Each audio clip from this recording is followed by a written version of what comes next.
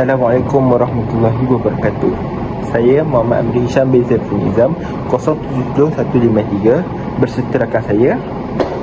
Saya pula Muhammad Yasir Fauzan bin Syabut Maruf.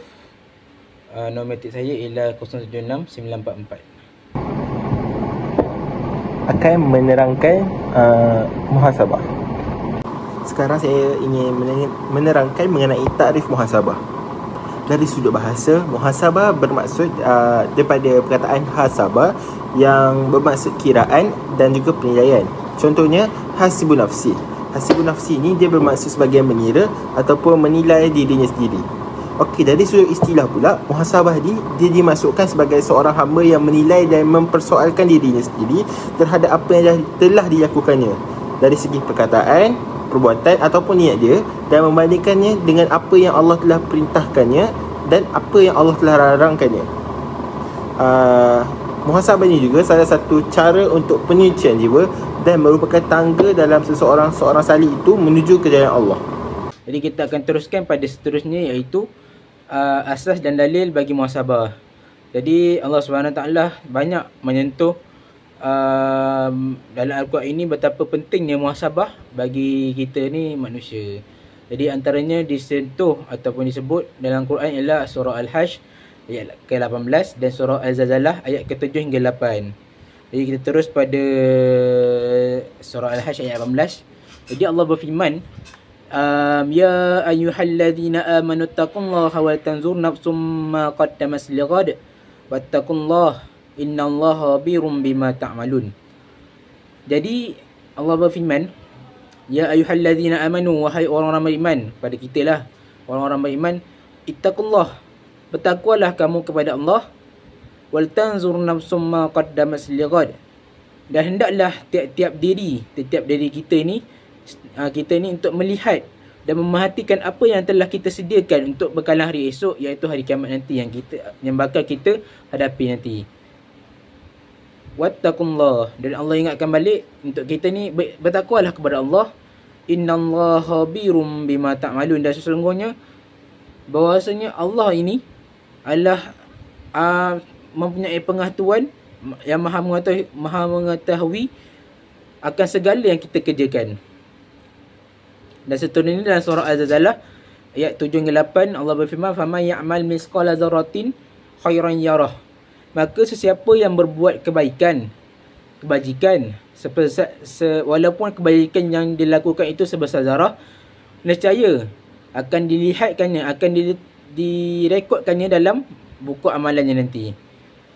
Faman ya'mal misqala dzarratin syarran yarah, dan sesiapa yang berbuat kejahatan, membuat maksiat dan sebagainya, walaupun maksiat ataupun kejahatan yang dilakukan itu adalah sedikit ataupun sekecil sebesar zarah, ia pun juga akan diletakkan atau direkodkan dan diperlihatkan dalam buku amalannya nanti.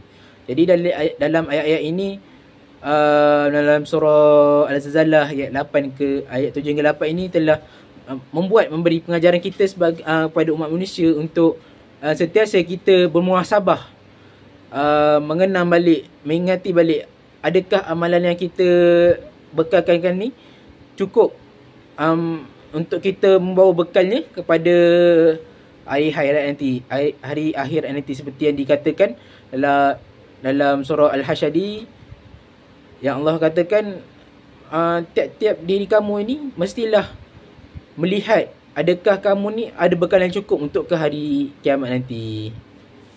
Jadi kita akan teruskan pada seterusnya, iaitu kedudukan muhasabah dalam ilmu tasawuf. Jadi dalam ilmu tasawuf ini, muhasabah merupakan salah satu elemen yang sangat penting. Muhasabah ni adalah merupakan langkah pertama yang mesti diambil oleh sesiapa yang ingin mendekatkan diri dia kepada Allah. Jadi ulama tasawuf seperti Ibnu Al-Qayyim, Al-Harawi, Al-Ghazali dan Al-Qushayri mendekatkan bahawa muhasabah ni adalah langkah awal sebelum seseorang boleh berubah dan bersih jiwanya. Jadi Ibnu Al-Qayyim mengatakan bahawa muhasabah ini membawa kepada mengenal nikmat Allah Subhanahu Wa Taala, menjadi kekurangan diri kita, mencari keselamatan dan menjamin dan mempercepatkan taubat seseorang tersebut. Jadi seterusnya Al-Harawi, Imam Al-Harawi pula dalam kitabnya Al-Madarij Al-Salikin, beliau meletakkan muhasabah ni adalah langkah pertama bagi seorang itu jika dia ingin mendekatkan diri dia kepada Allah Subhanahu Wa Taala. Jadi apa Al-Harawi ni kata dalam kitabnya, muhasabah ini ialah seseorang hamba menilai keadaannya sendiri dan menimbang amalnya dengan neraca syariat. Jika amalnya selari dengan kebenaran syariat, maka dia bersyukur. Akan tetapi jika tidak, dia beristighfar. Jadi seterusnya Imam Al-Ghazali dalam kitabnya Ihya Ulumuddin mengatakan tidak mungkin hati boleh bersih tanpa muhasabah selepas setiap tindakan dan niat. Dan sekali Imam Al-Qushairi dalam kitabnya Ar-Risalah Al-Qushairiyah menyatakan bahawa muhasabah adalah alat penimbang bagi orang yang mengenal Allah. Dengannya seseorang itu tahu keikhlasan sebenar atau hanya ikut hawa nafsu dirinya sendiri. Sekarang kita pergi ke dur muhasabah di tasawuf, iaitu peranan muhasabah dalam tasawuf. Yang pertama, muhasabah sebagai tazkiyatun nafs, iaitu sebagai penyucian jiwa. Setiap manusia ini mempunyai kelebihan dan sifat tercela seperti takabur, hasad, dan muhasabah akan bertindak sebagai cermin yang akan bertindakkan kotoran dalaman yang membolehkan seorang salih itu mengenal dan membersihkan sifat-sifat buruk tersebut. Yang kedua pula iaitu sebagai membangkitkan hati yang lalai. Ibnu Al-Jauzi dalam kitabnya Madarij As-Salikin menyifatkan bahawa muhasabah adalah sebagai cahaya yang membakar kegelapan di dalam hati. Apabila hati ini sedar terhadap tanggungjawabnya sebagai seorang hamba, ia akan tergerak untuk meningkatkan rasa takut dan akan berharap kepada Allah Subhanahu Wa Taala. Yang ketiga, muhasabah adalah sebagai pintu kepada taubat nasuha. Taubat nasuha memerlukan kesedaran terhadap kesilapan. Jadi apabila muhasabah ni, hamba dapat menilai apa yang telah dan apa yang sepatutnya dilakukan olehnya. Seterusnya, dia akan menyesal dan akan berazam untuk tidak mengulangi dosanya semula. Al-Haris Al-Muhasibi ada menegaskan bahawa muhasabah adalah sebagai langkah pertama untuk menuju kepada taubat ikhlas. Yang keempat, muhasabah ini berperanan sebagai untuk memurnikan amal dan juga niat. Dalam Qut Al-Qulub, Abu Talib Al-Malki ada menyatakan bahawa muhasabah akan meningkat niat dan amal dari riya dan keinginan duniawi. Hamba yang bersungguh-sungguh dalam bermuhasabah akan sentiasa akan memurnikan niatnya agar semua amal dapat dilakukan semata-mata hanya kepada Allah. Yang kelima, muhasabah berperanan sebagai persiapan menghadapi kematian. Kesedaran bahawa kematian boleh datang tanpa diduga mendorong seorang salih itu untuk sentiasa memperbaharui taubat dan memperbanyakkan amal soleh. Imam Al-Ghazali ada menekankan bahawa muhasabah menegakkan kesedaran terhadap kematian dan akan manusia akan sentiasa bersiap sedia untuk menghadapi kematian tersebut.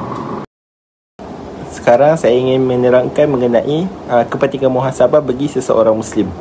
Muhasabah membantu Muslim untuk mencapai kejalan yang benar, mencapai keikhlasan, mengenal kelemahan diri serta menjaga ketaatan.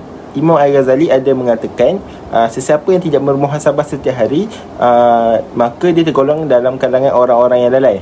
Ibnu At-Ta'illah As-Sakandari ada berkata, kesungguhanmu dalam apa yang telah dijamin untukmu dan kelalaianmu apa yang dituntut darimu adalah bukti bahawa pandangan batinmu telah kabur. Terdapat tiga kepentingan muhasabah bagi seseorang Muslim. Yang pertama, mencapai keikhlasan, yang bermaksud membersihkan niat daripada perasaan riak dan kagum diri. Yang kedua, mengenal aib tersembunyi, jiwa yang penuh dengan tipu daya dan keangkuhan. Dan yang ketiga, menjaga ketaatan, penilaian semula diri, membantu mencegah manusia daripada mengulangi dosa-dosanya yang lalu. Melalui video ini, kita dapat memahami bahawa mulanya kedudukan muhasabah dalam perjalanan tasawuf dan kehidupan seorang Muslim, terutamanya salik. Ia adalah kunci kepada penyucian jiwa, dan pembentulan niat dan juga persiapan untuk menghadapi hisab di akhirat. Jadinya semoga Allah menjadikan kita sebagai golongan-golongan yang konsisten dalam bermuhasabah, dikurniakan taubat nasuha dan diraih dalam setiap perkataan dan perbuatan kita, insya-Allah. Sekian, terima kasih.